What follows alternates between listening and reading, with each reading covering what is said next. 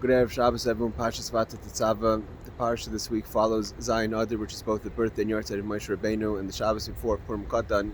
We know the Gemara Megillah teaches us that there is a strong connection between Zayin Adar and the story of Purim. Haman, who's a descendant of Amalek, which is Einakol, a great grandson of Yitzchak Avinu, the arch enemy of the Jewish people. From when we left Mitzrayim, trying to get into Eretz Yisrael, they disguised themselves as Canaanim. Haman knows that it's not easy to defeat the Jewish people, and he decides, instead of going for a logical approach, he's going to rely on a goyrel, on a draw, to decide which is going to be a successful month for him to destroy the Jewish people.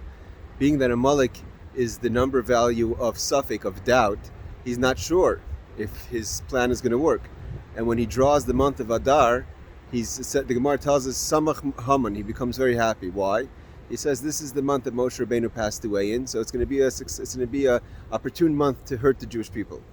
And the Gemara continues that he wasn't wrong in theory. The Gemara says what he doesn't know is that this is also the day that Moshe Rabbeinu was born. He was born on the same day that he passes away. And Rashi says, therefore, the birth of Moshe is, so to say, an atonement for anything negative that could be in the passing of Moshe. And then that, obviously, the story of Purim comes about.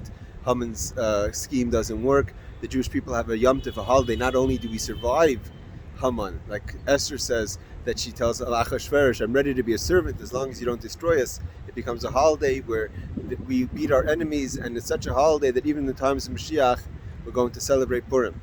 And the Rebbe asked an amazing question in 1985 on a Hifabrong. He's having a Fabringen on Zayin Adar. The Rebbe asked that it doesn't make sense that we should say that the birth of Moshe Rabbeinu is an atonement for his passing. We know with people, as a person is born, no matter who it is, even a great righteous person, we have to see how that person or he or she lives their life. We don't know how a person's going to be. Like it says, Yirah Shemayim, God-fearing is up to man. So how could we say that the birth of someone is a kapara, is an atonement for the death? Let's first see how that person lives their life. And the Rebbe says that's a rule that actually makes sense to everyone but Moshe Rabbeinu. It doesn't apply to Moshe. Why not?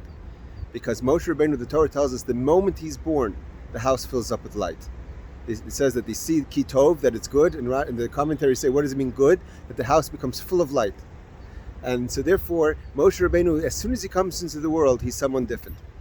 And it's an amazing thing the Rebbe teaches us, because the Rebbe says that the name Moshe, even though obviously his parents could have given him another name, which brought down Moshe had many names, Yedidi is one of them.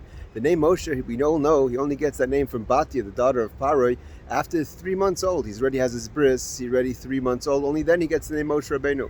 So the name Moshe, the idea is which is what we know Moshe Rabbeinu as, so before he even has his name, he's already full of light, and he gives light to the whole world, even to the house of Amram, which is himself one of the heads of the Jewish people of his time. And the Rebbe says the lesson to us is very strong, because we find something very interesting. The only parsha that Moshe Rabbeinu is not mentioned is this week's parsha. I mean, since the birth of Moshe, the only parsha Moshe is not mentioned is the parsha of Tezavah, because Moshe Rabbeinu tells God that if you're not going to forgive the Jewish people for the sin of the golden calf, erase my name from Torah. And what name is that? That's the name of Moshe. Moshe Rabbeinu's connection, like the Rebbe teaches us, and especially the Maimer the Rebbe gave us in 1992 on the idea of Parshat Tezavah, of Moshe Rabbeinu's commitment and dedication to the Jewish people, not just as a leader, but also brings out within the Jewish people the strength and the dedication and the awareness of our job as Jews here in this world to bring Dir B'Tachtonim. And therefore Moshe Rabbeinu, as strong as Moshe is, Moshe Rabbeinu says, erase my name from Torah if you're not going to forgive the Jewish people. And the lesson really for us is that we see, that we know, Tanya brings down that every single person has a Moshe Rabbeinu inside of them. And sometimes, like Moshe, it can take time to develop. Sometimes you have to even sacrifice what Moshe Rabbeinu is. But at the depth of it, a person has to connect, even at some point in their life, to Moshe Rabbeinu, like the Torah tells us, that Moshe Rabbeinu says to the Jewish people, have fear of God. And he says it's something small. And they ask, how could it be small, fearing God? He says, because for Moshe it's small, but that's not the Jewish people.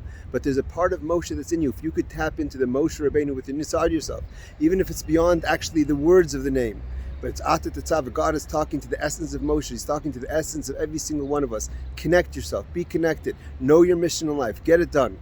And that's the power of Moshe Rabbeinu. That's the power of Zayin Adu. That's what Haman doesn't understand.